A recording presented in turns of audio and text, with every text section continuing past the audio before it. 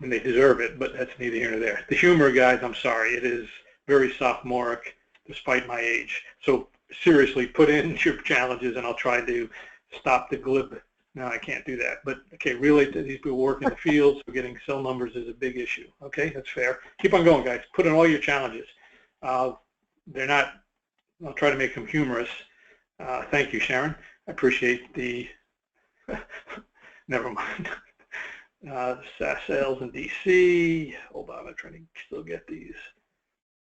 Yeah, hiring managers is a big one. So getting candidates to respond and getting hiring managers involved. If you have those two solved, you've got, it's simple to hire great people, right? So that's the goal. Okay, I think, JJ, can I begin, or do you want to kind of say a few other things here as we get started? Yeah, a couple of, we're going to add some organizational and formality to this program. Yes, absolutely. Thank you. Yes, in your materials panel, you should be able to find a handout that you can download. You might have to make your handout section viewable. You can do that in your preferences, but there is a handout available that you can download, print out, take notes, or just follow along, keep for future reference. And also, as I mentioned before, we will use the questions panel for more than just questions. So you may hear us refer to it as the chat area. So if you hear us refer to a chat area, what we're really talking about is the questions panel. So we're going to ask for a lot of input and feedback through that questions panel, what we call the chat area. And with that, Lou, go ahead and take it away. Great. Thank you very much, everybody. Yeah, what I want to talk about today is clearly about paths of candidate recruiting and the concept that I have, what I call less sourcing and more recruiting, which I'll get into. The idea is let's identify a dozen or 2 dozen people who are perfect candidates and let's go recruit all of them. A lot of things to get in there. How do you get them to respond to you? How do you, all those kinds of things.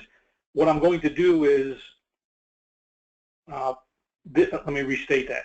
What I'm going to talk about today is a very short version, a snippet of our full day training. We have a recruiter workshop, performance-based hiring for recruiters. It's targeted on all of those issues you said. I will highlight some of your concerns and questions, and if you just joined us, put in, and if you haven't done it yet, put in some of your hiring challenges in there. If JJ finds one that I don't see that's really pithy, raise it and I'll certainly discuss it. So we have a online workshop in San Francisco, full day, on the 16th of June. It's going to be held at Airbnb headquarters. They're hosting it. It's a public workshop. In addition, we have our online version. We have pretty much 6 or 7, 8 months a year. The next one starts June 3rd. It's 4 2-hour modules. It's about all of these topics of how do you use performance-based hiring to improve quality of hire. Based on, I've summarized a lot of that stuff in my book, The Essential Guide for Hiring and Getting Hired. And I think we have a couple of free bonuses today. We're going to give some of you the opportunity to audit one of our workshops, audit at least the first segment of it. If you live in San Francisco and you're a talent leader, you can audit the first 2 hours. You might want to attend the whole thing, but the first 2 hours gets you a sense. If you're a talent leader, you also can audit the online 2-hour module a week from Friday.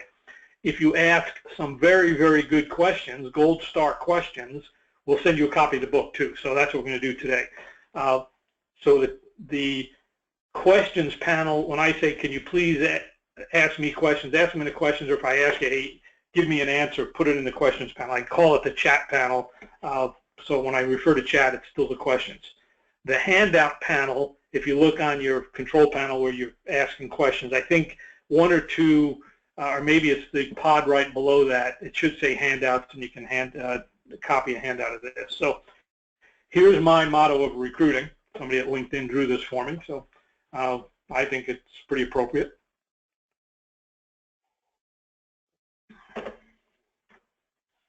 So again, as far as I'm concerned, and my philosophy is, I don't need a lot of candidates.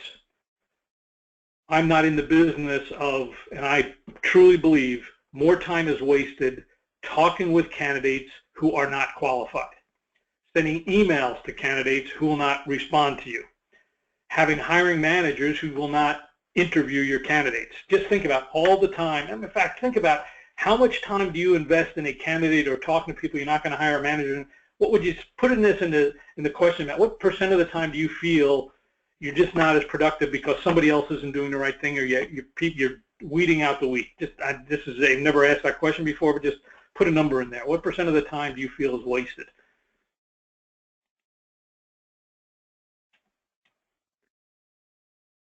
Nobody's putting a number in. That's okay. I know it was a hard question. It's mathematical, but neither here nor there. And my humor is very New Yorkish, so don't worry about it. But the point is, many years ago when I started as a recruiter, I realized that there was at least half to 2/3 of the work I did was wasted.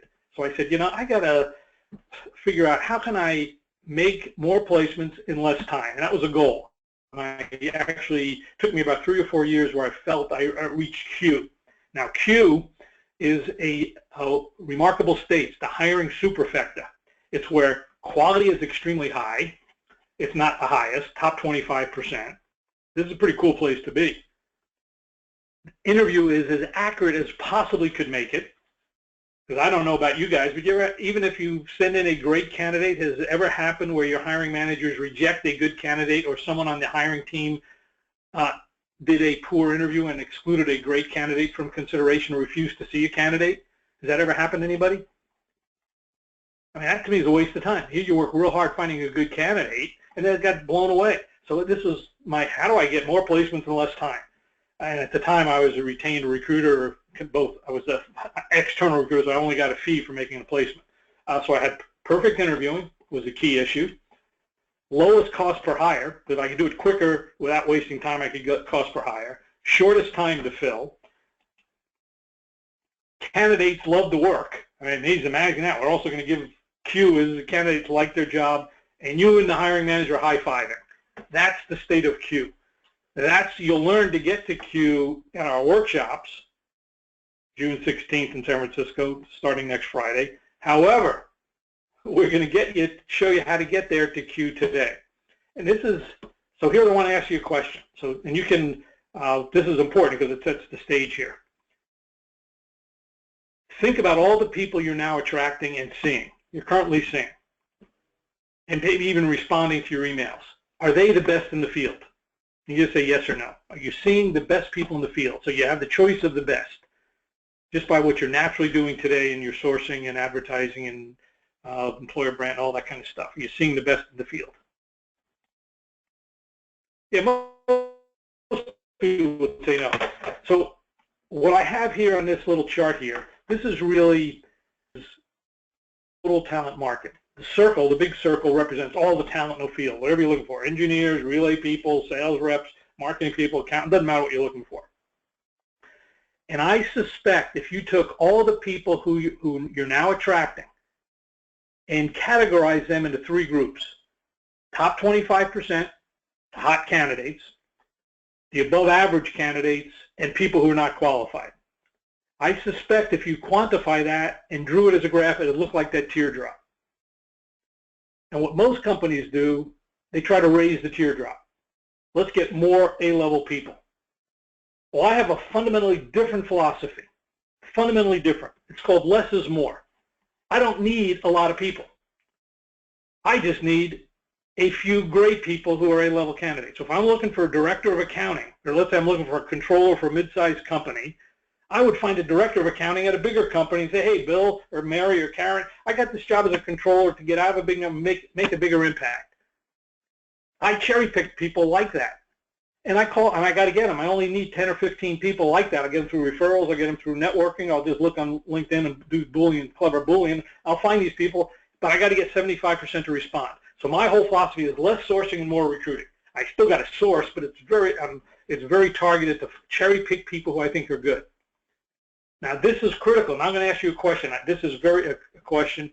Are the people who the hardest to recruit, the hardest to get to respond, are they in high demand? I'll restate the question so it's a little clearer for my question.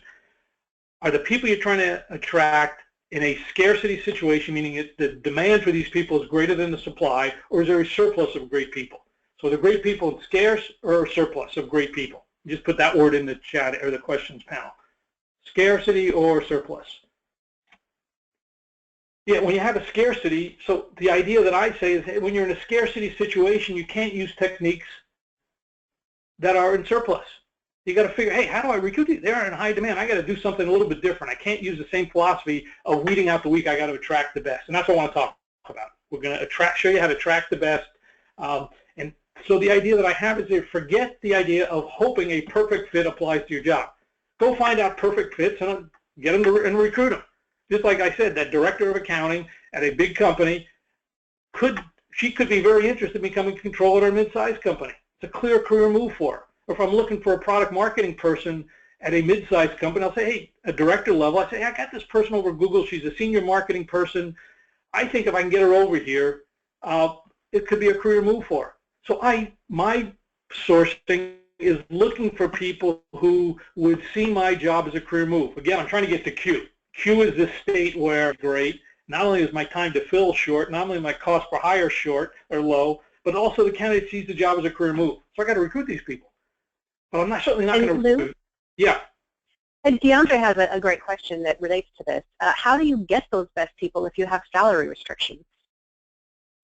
Okay, we're going to definitely get into that. Great question, and it's important. But remember, if I'm going for a director of accounting, she's probably making 125 to 150. If I got a controller job, it's 175. So I'm looking for people that are lighter but are high achievers, but there's a gap. So I'm going to absolutely get to that a lot here. I'm not, obviously that's the whole point, is I've got to find people who are a little bit light for the job so that they see the job as a career move. And I'm going to show you how to do that. It's a great question, and I'm going to walk you through that process as much as I can here. But I just want to give you the concept here first. So the concept is, now, the restraint that somebody made, I guess, I'm not sure who made the restraint, but regardless, so I do have a salary, but I just want to get the concept here first. Okay, so the big concept here is I'm going after top 25% people who I've cherry-picked who I think could make the move. And part of the cherry-picking is also validating the salary. I'm going to get to the tactics of that in a minute here, but the concept I'm using is performance-based hiring. So many of you know that I've been in the recruiting industry for many, many, many years. And my background has been engineering and manufacturing, and the only reason I even became a recruiter is I just hated my boss. I quit. I said, yeah, I'll be a recruiter for 6 months. These guys I'm working with are pretty cool. I'll find a VP job somewhere. That was my goal. Turned out that I liked recruiting. But as I saw, recruiting was a business process. Getting to Q, I know it sounds remarkable. It's actually, hey, companies get to achieve a balance of low cost, high profit, high revenue. So it's not really remarkable to get to Q. It's actually very achievable. But you have to figure out how to do it. And it's not just interviewing. It's not just sourcing. It's not just recruiting. It's all the things you said. Compensation is part of it. Hiring manager being engaged is part of it. Being a good recruiter is part of it. Identifying the candidates is part of it. Using LinkedIn Recruiter is part of it. All those things have to be done together. But the biggest part of it all, to get salary to be less important, is you got to give the person a great career move. So when I call that person up who's a director of accounting at a big company, and I'm giving her a controller spot at a mid-sized company, it's the fact that she's going to get a bigger title and a tiny salary increase is what makes it worthwhile. Now, that's part of recruiting, and I'm going to show you how. But if I don't have a great job to begin with, I'm out of the picture. If I can't prove to this that that's a career move, it's over. So you have to have a great job. Number two, and the way I'm going to do this in a minute, I'm going to define what I call quality of hire. So I got to measure quality of hire, but it's got to be a great job. And it's not about skills, it's about what's the work the person's going to do. The second part is finding those people, those 15 or 20 people, is going to be different than writing a boring ad and hoping a great person finds the job. My goal is not to hope a perfect fit applies. My goal is I am going to find perfect fits and then recruit them. So it's a totally different approach. Number three, I know you guys just said it, I was not a very good interviewer when I first became a recruiter. I thought I was good, but I was not. It took me, and I lost a lot of good candidates. I was starting to get good candidates, but I started losing them because my hiring managers weren't very good at interviewing. So I literally spent 5 years. I read every single book on behavioral, every single book. I went to courses on behavioral interviewing. I started listening in on the best managers. We came up with a concept which is maybe it's an advanced form of behavioral-based interviewing, but it's actually performance-based, and it's actually easy to use. 2 questions. We train. I'm not going to even. Maybe I'll highlight it as one comment here. We definitely show recruiters how to defend their candidates from managers who are weak. That became, you have to be a good interviewer. That's part of the game. The manager has to trust you that you're as good an interviewer as they are, if not better. And that was a goal that I had. And finally, which I'm not sure, again, who mentioned the fact that what's the money? You never have enough money in the budget. And again, early on, I lost a lot of good candidates because I was going too high. So I said, I either got to raise the water or lower the bridge. No, excuse me, lower the water, raise the bridge. I had to figure out, how do I get people to make money less important? And I came up with the idea of the 30% solution. Instead of a big salary increase, I'm going to give you something more important. It's a big job increase. More impact, more stretch, more growth, and more satisfaction. Now I'm going to kind of go through that as how I make that play, but you got to be a good recruiter. You never have enough money in the budget. So I decided, again, probably the same time I learned to be a good interviewer, so I'm not going to worry about the budget anymore. I'm going to find people. I'm going to close the deal with minor salary increase. And that's what I want to kind of, and we work through that today. You'll never have enough money in the budget. But you got to deal with it. That's what performance-based hiring is. So let me kind of go through it again. So here's the 30% increase, the 30% solution. So first let me define the graph, then I'll show you how I have to start this with the hiring manager. As I interview a candidate, I'm trying to understand their current job, their growth, which is the bottom yellow line, how satisfied they are in the job, and their impact. This is what I do when I interview a candidate. And I have to do this pretty quickly. I do not tell when I first talk to candidates, and I'm going to show you how to do it, but I do not tell them about the job other than, hey, I'm looking for a controller. If it made career-centered, you talk. Then I get them to talk and tell me.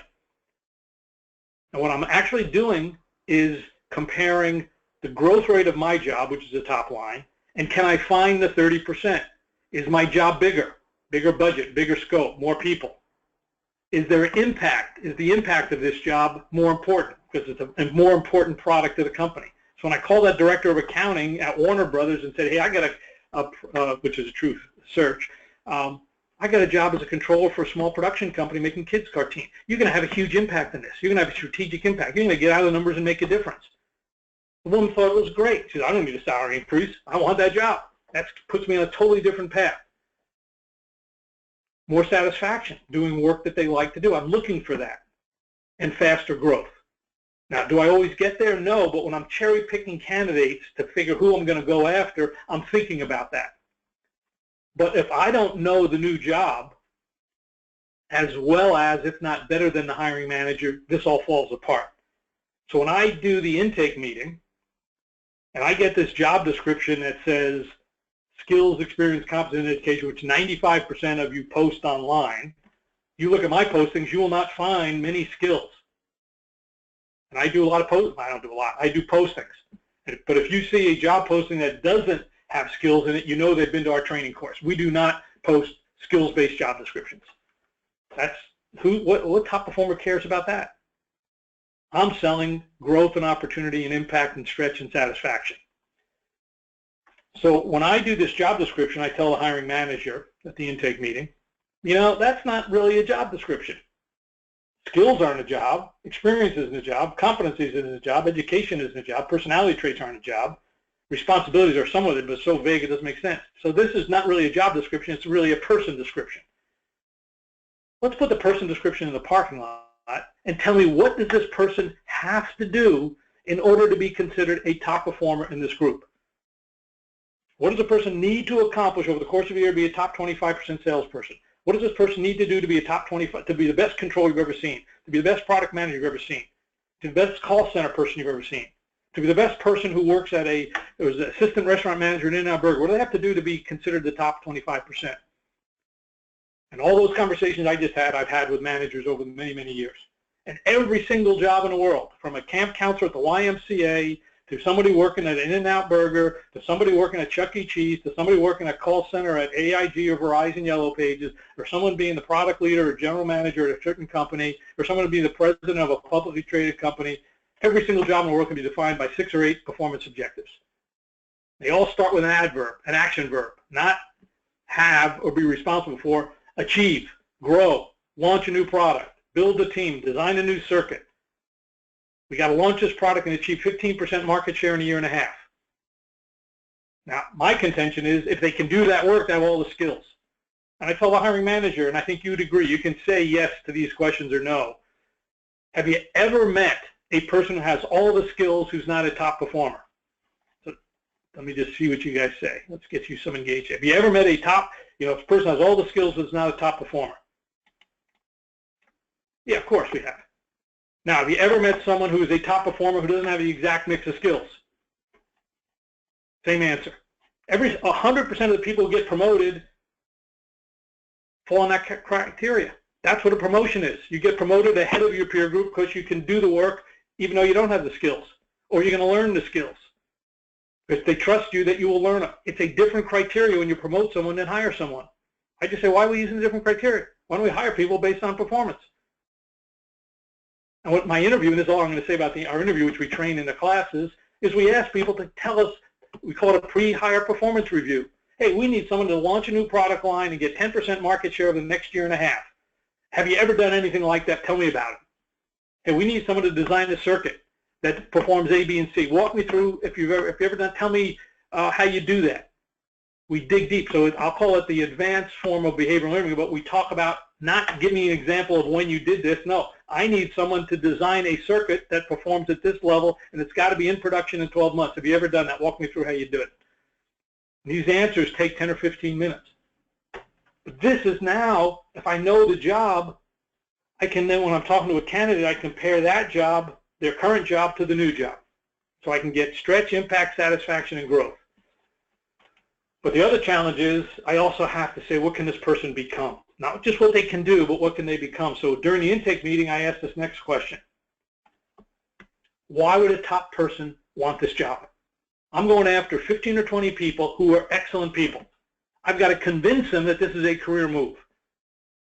They got to see the job as job stretch, job growth, job satisfaction, and what they can become is better. Tell me, hiring manager, how am I going to get the top 25%? And when I make that pitch, I would say 50% of hiring managers, the way I just described it to you, say, you're right. That is. They say it's so logical, thank you. Now, another 50% kind of fight it a little bit.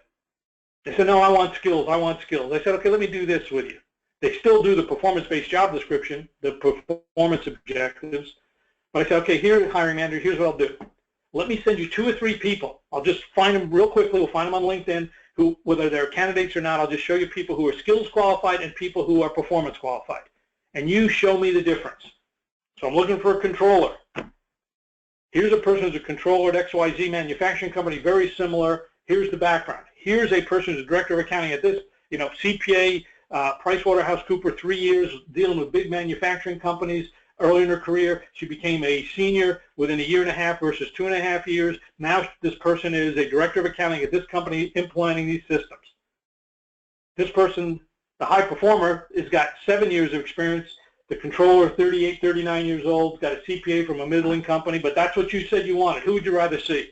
Oh, I'll take the high performer any day of the week.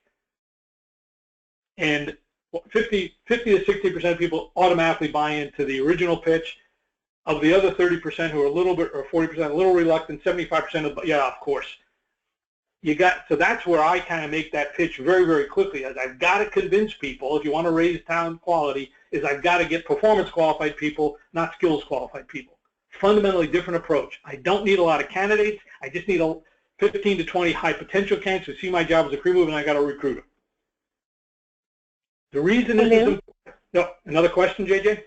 Yeah, going on to that. Andrew would like to know, but what about non-stellar jobs where the stars won't be happy? Well, so let me kind of rephrase that. Every job, a star can be happy. We did a project with Verizon, people handling a call center at Verizon Yellow Pages selling $75, not true, $75 a month call centers. I just asked the director of, and I walked through the call center in Dallas right by DFW. I walked through and said, I want to talk to the top people in the group. And I met the top people. Why do you like it here? That's why we're putting our own perception on. I want to talk to people who are the top people who do that work. And then why do you like it? I'm going to advertise those components. I'm going to find those people. Now, obviously, that was a surplus model, but regardless, our selection criteria was who are the best people. For AIG inbound call center for retirement insurance products, I did exactly the same thing. It was Woodland Hills, California. I want to talk to people who are the best people. Why do they like the job?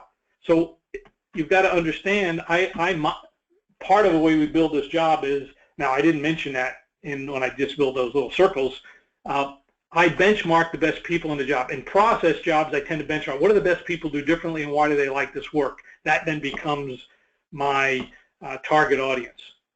For jobs that are project-oriented, I say, what does this person need to do to be successful? But I also benchmark the best people in the field doing the work. Hopefully that's the best I can give you for the time we have here. But the reason that understanding the less is more, less sourcing, more recruiting is important is when you start understanding the market. So I'm going to give you a combination of two surveys. One, 20,000 people with LinkedIn, another one, 3,000 people in our own private survey. So the private survey, I just asked 3,000 people, how did you get your last job? And this was in the last 6 months. I only want people, we threw them out if they weren't in the last 6 months. I said, how did you get your last job? And how active were you looking? So they had to change jobs in the last 6 months.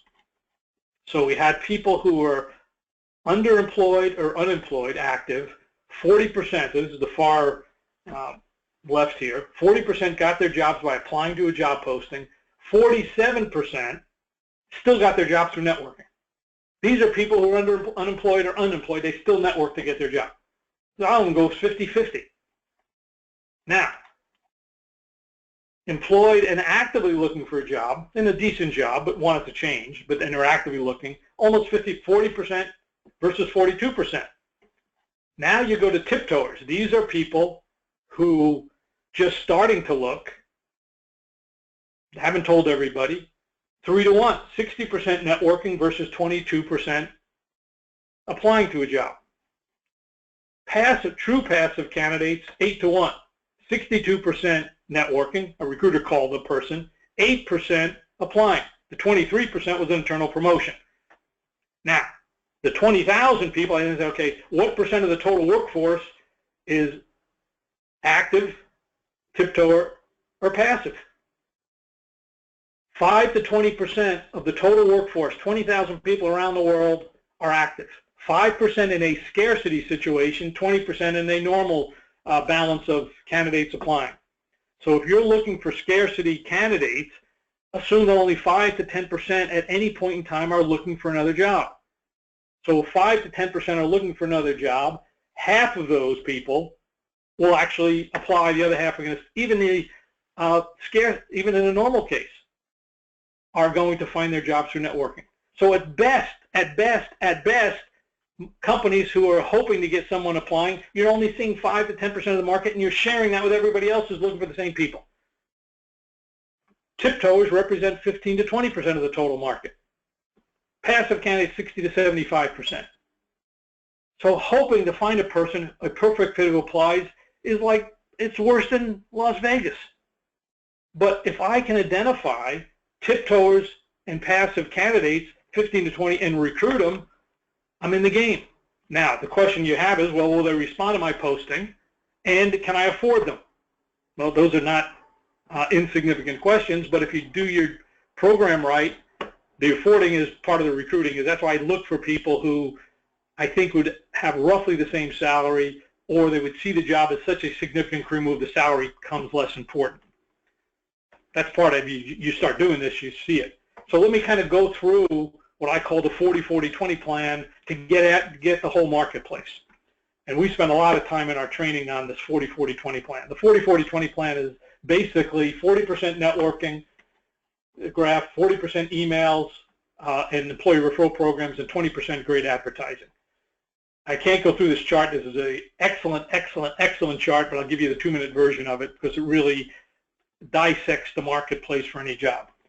Basically, this blue line that that dominates the inside, the blue curve, basically is the impact and job satisfaction over time for any individual person.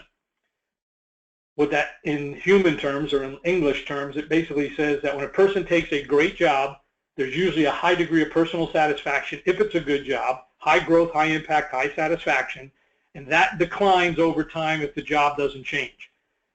If they don't get a promotion or the manager changes, satisfaction after a year or two could decline. When it gets flat, people start proactively thinking about leaving. If it's declining slightly, they start entering the market. When it declines dramatically, they're very, very active. So the slope of this curve correlates with their passive versus active nature. When people are very, very happy, they're super passive. That's what I call zone 1. But you have to give them an extraordinary job. You need more than a 30% solution. Probably need a 40% solution and some big bucks. Explorers are people who have seen satisfaction decline. They're not changing jobs, but if you ask them this question, they'll say yes. Would you be open to explore a situation if it were clearly superior to what you're doing today? They say yes. They're glad you called them. Now, you got to get them to return your call and all that, so there's a lot of work involved in that, but if you get them on the phone, you can actually recruit them. They're one of the sweet spots. Tiptoers are also another sweet spot. Of course, they're looking, so you call them up, hey, you open to talk? You bet. Thank you for calling me. And active candidates, of course, would say it. But my sweet spot is explorers and tiptoers. I use a 40-40-20 plan to get to those. 40% networking, as I using my employee referrals, or I go on LinkedIn and I find people and see if I can find someone who can get me a referral. 40%, I go use clever Boolean. I'll give you a quick example of that. Clever Boolean on LinkedIn, I find 25%, and then I pester the heck out of these people. To increase your response rate, which I need a 75% response rate when I identify, I send people multiple emails, I make phone calls, I pester the heck out of them. 7 or 8 times to get 75%. Usually it's 2 or 3 times and I get 75%. But I drive them to a very compelling ad. So here's how I cherry pick my top 25%. I look for people, as I said, who are a little bit light for the job and would clearly see the position as a career move. I go to my hiring manager and say, in a day or two, I said, here's a couple of good people. If I could recruit these, would you be willing to talk to them? So I get my hiring manager to say, wow, yeah, this is a good person. And you got to remember, the day before, I got my hiring manager to agree to focus on performance. So now they're looking at, hey, no, I'm not going to compromise on performance, hiring manager. I think this person can do it. If I can recruit the person and I believe they could meet these performance objectives, you at least talk to the person on the phone. That's my second step here. I got to get the hiring manager to start agreeing. Again, I had this less is more. I only want to send the hiring manager 4 candidates. Then I recruit these people, all this persistence that I do, and I'll show you how I recruit them, who are not totally perfect for the job, and then I connect with them on LinkedIn, and I can search on their LinkedIn connections. That's the beauty of LinkedIn. I can search on their connections. And I get people who are closer to perfect. So I want to describe this concept.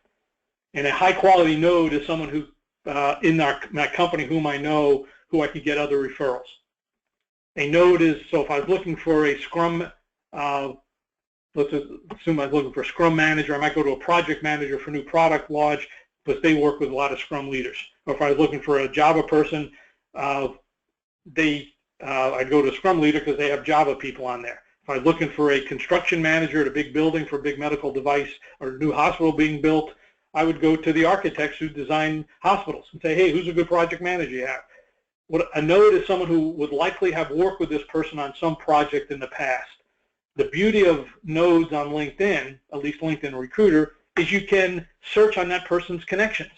So you can, in LinkedIn Recruiter, you can search on their connections. So let me kind of give you an example of how this might work. So I'm looking for a product marketing person, and it's a director level for a medium-sized to big company. I went in on LinkedIn Recruiter in LA, looked for a product marketing person, and came up with close to 600 or 700 names. Way too many names. But it took me 5 minutes, so no big deal. Then all I did on this search, and you can see it up here in the, let's see, you may get a pen here if you can't see that. I call this clever Boolean. In our training, we really get into the basics of Boolean, but more important, what it takes to be clever. Clever Boolean is, and here's one segment of Clever Boolean is, what kind of terms would this person have on his or her resume that would indicate they're in the top 25% of their peer group? Well, probably either the word award or the word honor or the honor society called Beta Gamma Sigma, which is a business honor society. So all I did is take those 600 or 700 people, and I did the exact same search, and I just added this extra Boolean term, award or honor in Beta Gamma Sigma. I got down to 87 results.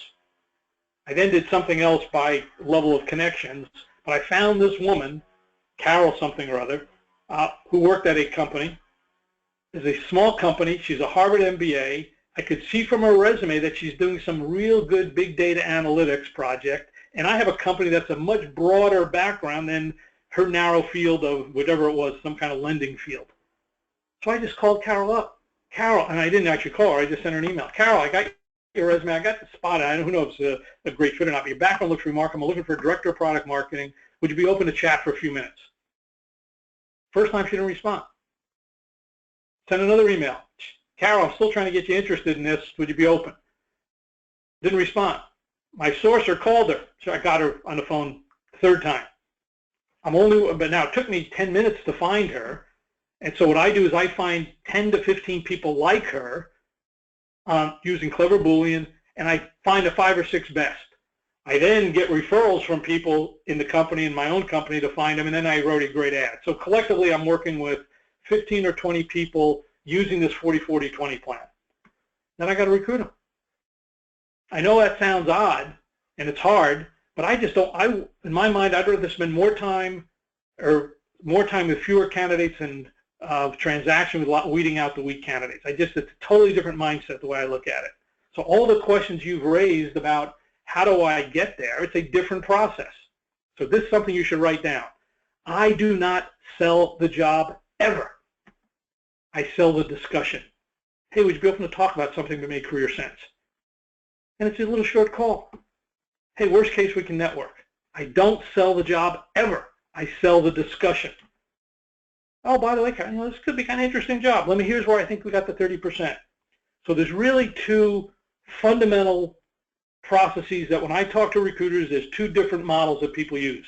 A surplus model or a scarcity model. The big issue, you cannot use a surplus model in a scarcity situation. It will not work. That's a strategic flaw. You cannot weed out the weak when you're in a scarcity situation because the weak aren't applying. You got to rethink how you do it. A surplus model targets active candidates representing 5 to 20% of the total market, usually by postings and getting followers. A scarcity model goes after the entire talent market using the 40-40-20 plan and performance qualified people. The difference, a surplus model is about weeding out the weak. My model is attracting the few people and recruiting the heck out of them. A surplus strategy is very transactional. Mine's very consultative. Hey, let's just talk, see if I can get you 30%. If I can't, hey, let's network for the future. I don't care about skills and experience qualified. I care about, can this person do the work? And I tell hiring managers, I will not compromise on the work. If they can't do the work, you're not seeing them. But if they can do the work and they're top 25% of the peer group, I think we should have a chat. I have very few hiring managers who will argue that. But I cannot use an ill-defined lateral job to attract top 25%. There are very few top 25% people who are desperate, who have an economic need to take the job. That's why they're in the top 25%, because they're good. Their previous coworkers scarfed them up immediately. So if you want to go after the top 25%, you can't use an ill-defined job. You got to use a career profile. I got to make it a career move. I got to understand the 4 or 5 big things this person's going to do. And I'm not focused on doing something silly faster and reducing cost. I'm focusing on improving quality of hire and the ROI of that. And the truth is, the less is more. You'll be equally as costly and equally as efficient, because I'm not wasting time talking to people I'm not going to hire. So this is the basic concept. It's not transactional speed. It's about doing the process correctly with very, very few people. That's what we do in our training. And again, if I had to make a generalized statement, is that transactional surplus model is like driving a bus. Person gets on the bus, what's the fare, what's the location, do I want to go? You box check the person, they box check you. They always say, hey, what do I get, what do I got to do? And if you're both in agreement, you get on the bus and you go to the destination. And a lot of people get off the bus because they're not qualified, and they get off the bus because you don't want them. They don't want you. On the other hand, it's like, okay, let's negotiate the job before you even know what the job is. I mean, think about this. You ask people what their salaries are before they even know what the job is, and they ask you, hey, what's the job? What's the title? What's the comp? Not interested. I mean, the negotiation in an active market takes place without even know what you're negotiating. It's all about what they get, not about what they can do and become.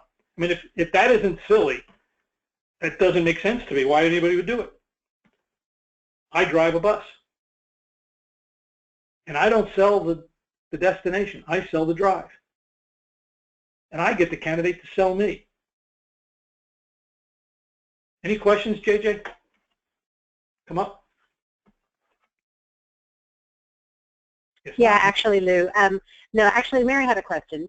What if your hiring manager is treats recruiting or treats hiring as just the checklist to do thing to get done and over with, that doesn't put a lot of thought behind it? How do you overcome that hurdle?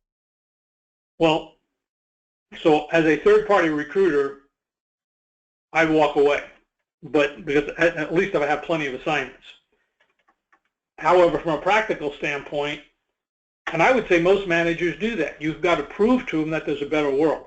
I'd use Andrew's word as I think there's a world of, I don't know what the last part of that was though. What I do is I'll say, okay, let's do a comparison. I will show you someone who's got all the skills you want. And I'll show you one or two people I think. And I'll also show you a couple people I think are top 25% people who are performance qualified. They still can do the work. And I'll present them. And you make the decision on whom you think is best. Generally speaking, when they first see one or two people, particularly a high potential person, they realize, wow, there is such a difference this way. So there does take some proof. Typically, and from a practical standpoint, we work with lots of companies implementing this, and there are a lot of managers like what you just defined there that are reluctant. Typically then, it's the hiring manager's boss who has brought us in, or the VP who has brought us in, who said, let's do it the performance-based hiring way to see what happens. So it's frequent. Now you get a candidate. The candidate doesn't necessarily want to work for a manager who's average manager. So you just have to take some work. But again, what I've seen is 50% of managers, when you explain it properly, and you don't just show them this chart. You have to actually do it, and you have to be confident about your own skills here. Hey, I'm going to do this. Give me a chance to do it. Most managers would buy into it if you feel confident you can find people like that. At least half, over half.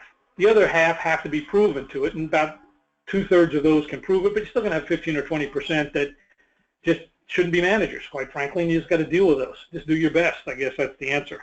When I have plenty of assignments, I don't need to work with those people. When I don't have plenty of assignments, obviously I have to work with anybody, and you just suck it up and do it.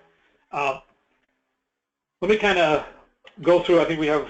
Here's an ad that we put together, and it was for so here's one terrible location. You guys can read this job posting. Literally, this was in the middle of the Rust Belt of America.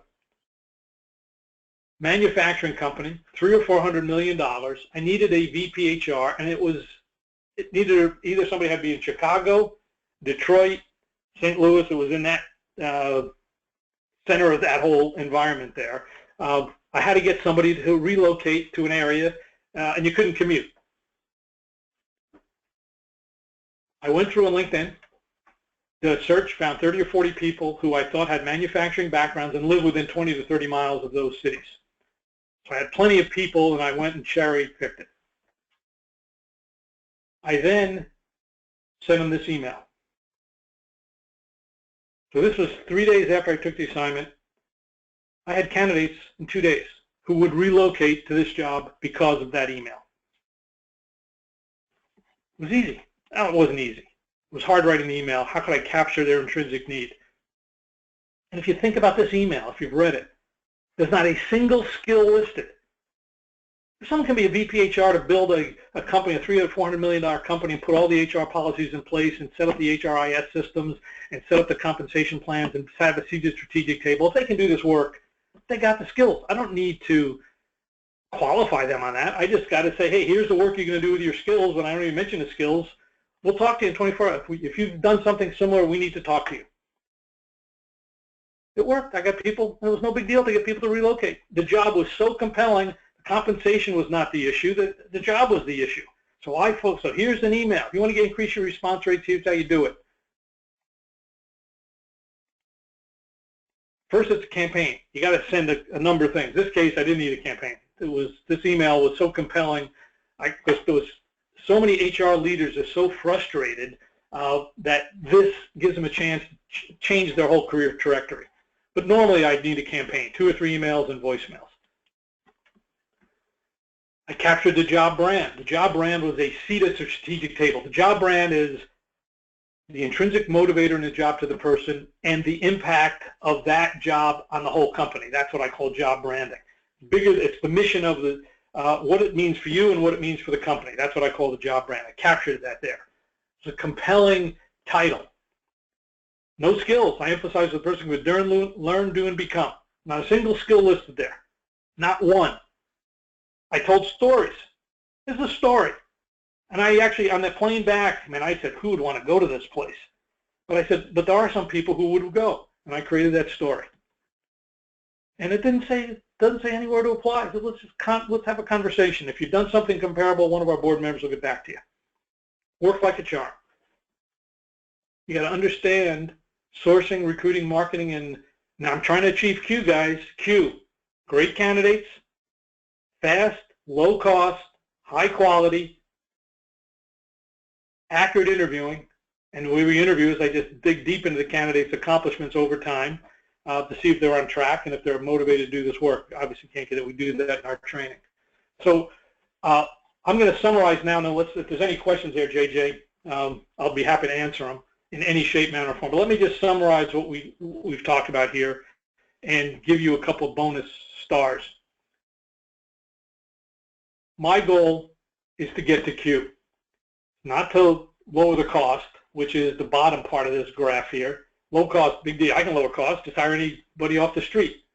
But I want to have low cost and high quality and high job satisfaction and quick time to fill. That's a lot of restraints here on your system. And I got to do it in the compensation budget. I recognize all those things. It is achievable. It's achievable by thinking less is more. Less sourcing, more recruiting. Now, who you source, it's not about a lot of people, it's about a few great people. So I probably spend just as much time on sourcing. That's not true. I spend a couple of days on cherry picking who I'm going after, my 40-40-20 plan. I'm doing that. But I'm trying to find people who are pre-selecting people who I think would make it and then go after them. But quite frankly, guys, in that HR search, I just needed a great posting. And all I needed was a great email. So I did a little bit of sourcing and a great email and it worked. So that was a huge win. Obviously, if it didn't work, I would have had to really go into referrals and get people and all that kind of stuff, but it didn't happen. When I look at sourcing in a scarcity situation, people, you need consultative recruiting. I've got to get the names. I've got to get them to engage in just a conversation. I take the pressure. Let's just have a conversation. Now, and there's another one, how to get a response rate. I had a woman who's a friend of mine.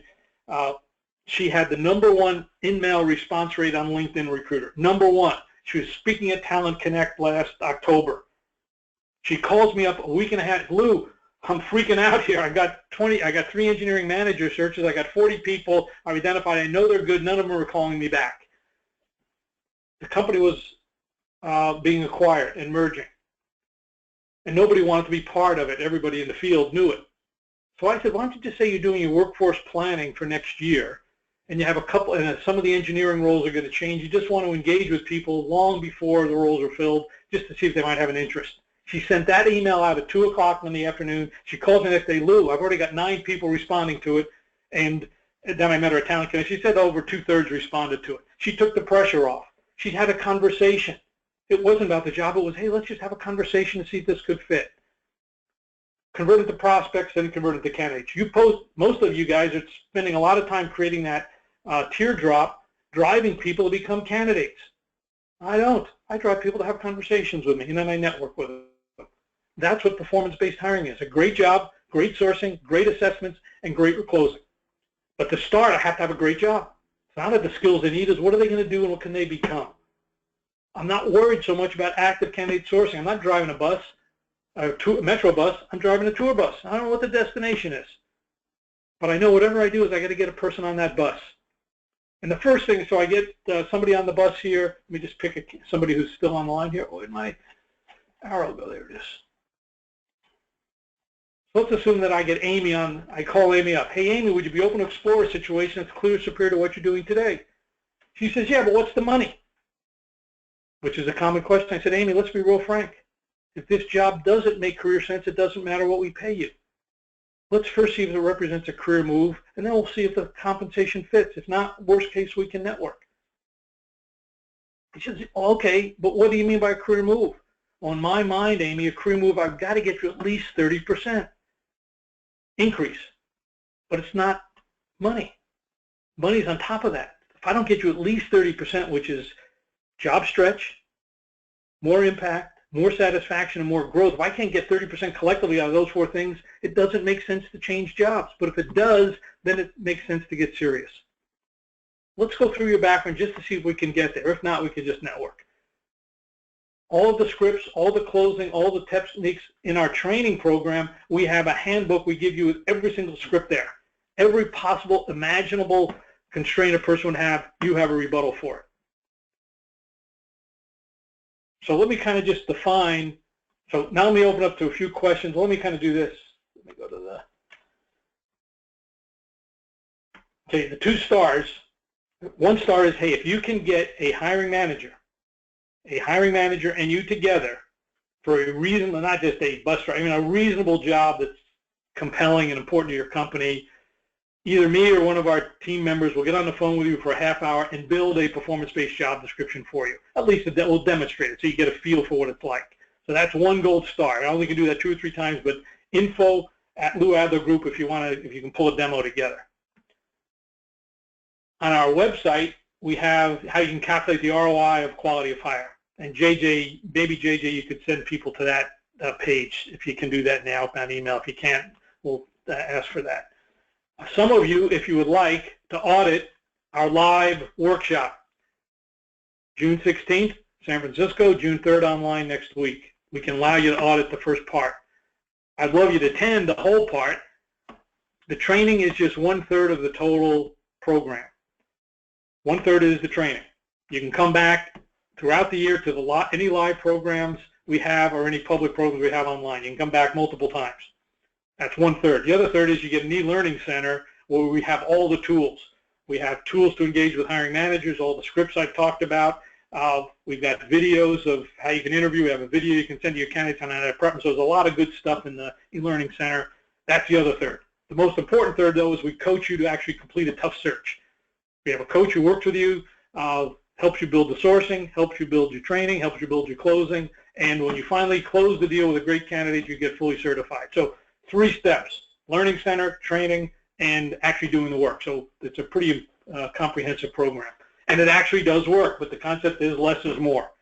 So online June 3rd, San Francisco June 16th.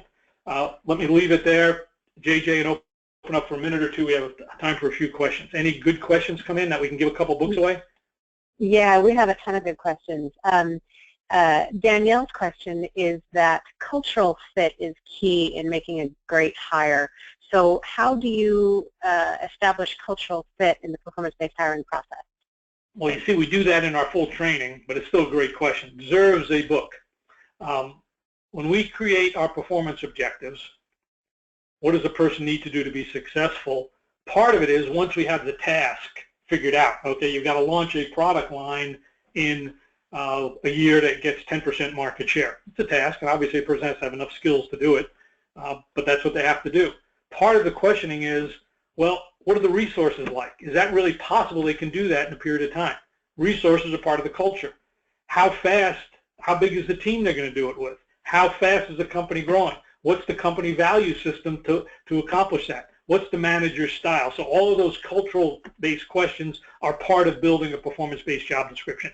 We call it SMART, creating SMART objectives, SNART. with a little e at the end. The E is the environment, and that represents the pace, the resources, the manager style, the company culture, all of those issues. And quite frankly, that little e is as important as the SMART. It's equally as important. Without getting the culture fit, you won't get the right hire. So we spend a lot of time on that. So I can't give you the full answer, but you'll get the full answer in the training. And I am putting a new series together on LinkedIn influencers. This week was how to hire for motivation using our methodology. Next week will be how to hire for cultural fit. So I'll be putting an article together on how to hire for cultural fit, but it's included in our training as well. Great question. And a couple more is equally as good as that one. I don't know if it's a great answer, but it's still a good question. Yeah, we have a bunch of questions. And Ellen, I don't think I can get to all of yours today, but one of Ellen's questions is, do you find more success in naming the company right away, or keeping the conversation strictly focused on the role or fit, or a combination of the two? See, that's a great question. Well, it's a good question. My answer is I don't know, because it doesn't matter.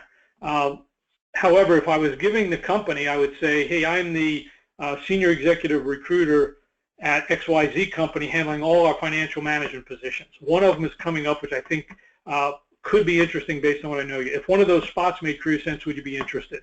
So if you have a company with a good title, also mention to the person that you are responsible for all of these positions. So the person says, tell me about the job first.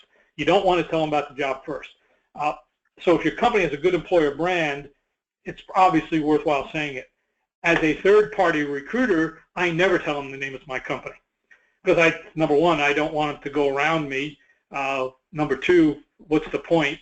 And if I have a company that has a bad reputation, hey, you know, I'm an XYZ company. I got some good news and bad news, Ellen. We're struggling, and you probably heard that we have a reputation problem. We're hiring someone who is focusing on that, and I recognize we have this issue. I'd still like to talk to you about the spot, because you're going to be one of the people who's going to help improve that. So as I say, it really depends on the circumstances. If it helps, do it. If it doesn't help, if you have to, do it with some caveats. So that would be my answer to that one. Let's take one more. And then, oh gosh, only one. Okay. We got to stop at the top of the hour. So.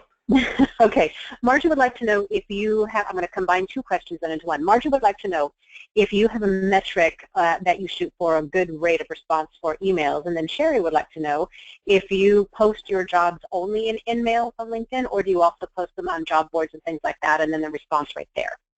Okay. Response rate, again, it's 75%. It's not an individual. I use guerrilla marketing to get a 75% response rate. I cannot afford not to get that.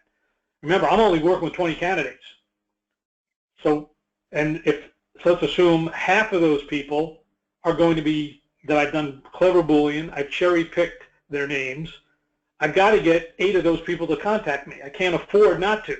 So my goal is, now, the first email, to email it like that email, that was an InMail. That email I showed you for the HR strategy, that was an InMail. I got me let's say this, I had more than enough candidates off that. I identified 40, and I got 15 or 18. So I guess I would say, as long as I have enough, it has to be good enough to get enough candidates. But I pre-selected 20 or 30 HR people in the area who are senior directors and VPs who I thought my job would be a career move for them, and I wrote that email, and I got a good response. Now, I had another spot, it just happened coincidentally, it was in San Diego last year. It was for a director of HR for handling all of their IS projects. They were implementing Workday, they were implementing LinkedIn Recruiter. This person was the HR person handling all the and working closely with their IT department. San Diego, and it was a high-tech company growing fast. San Diego is not known for any of those things. It's a medical, it's healthcare, not even products. It's healthcare largely. So I only found, and I did a lot of work on LinkedIn to find people. I got a few referrals, but there was about 18 people. I said, these people, and they were working at consulting companies or working at bigger companies, and they're working on project type stuff. Literally, of the 8, I identified 18 people. First time only 3 people responded to the email. Not good. I then sent out a more creative email, and I got 4 more people, and one of those 4 was really good. But the 6 people who weren't responded, or 8 who were really the best people, I had my sourcing person, researcher, please call them and tell them I'd like to arrange a 15-minute conversation. With that, plus they knew they got the other one, and I had a very creative ad. They saw it. I got 6 of those 8 people. I went down to San Diego and met them, and we had 4 finalists out of the 18. So that's what I call guerrilla marketing. It's a campaign approach to get people. So I'm not interested in individual response rates for emails. Just like this woman who I told you about, she was in Austin or Houston. She had 20 engineering managers she wanted to connect with. Her first email didn't work. She calls me up and says, Lou, and she was getting in front of a panel to describe how this works. And she was freaking out because she had the #1 email response rate. I just said, take the pressure off. Say you're doing some project work for next year and you just want to chat. And by the end of the week, she got 14 of the 20 she was talking to them. So I think it's being creative and the campaign together. Hey, guys, that's really all we can talk about today. All of those people deserve books. Guys, hey, all of you can come to our boot camp. We talk about all this stuff, so that's really the point is, hey, come to boot camp and learn. Yes, there's a fee there, but the fee is insignificant compared to being a better recruiter, making more placements in less time and higher quality. I mean, that's how you get ahead. Our training is everything I talked about in our training is covered in boot camp, and you won't get it in the 8 hours. You'll get it by screwing it up, getting embarrassed, sending people emails that don't work, but eventually you say, okay, here's my goal. I got to get 75%. I didn't know I needed 75% for that, but I just said, I got it. I don't have any choice. So I identified all the best people in San Diego. So hopefully that was helpful, guys. Look forward to seeing you in a couple of weeks. I hope all of you attend. Let me tell you, it is worth it. So hopefully you attend, and hopefully we work together in the future. Thanks, everybody. Great. Thanks, Lou. And thanks, everyone, for joining us today. So you will be getting an email in your inbox to follow up with those offers that Lou mentioned. So be looking for that in about an hour. Also, I'll be contacting all of those that Lou said gets a book. To get your shipping address, so be looking for that email from me as well. If you have any other questions, feel free to give us an email at info@louadlergroup.com. We look forward to seeing you at future Adler Group webinars. Have a great afternoon, everyone. Bye-bye.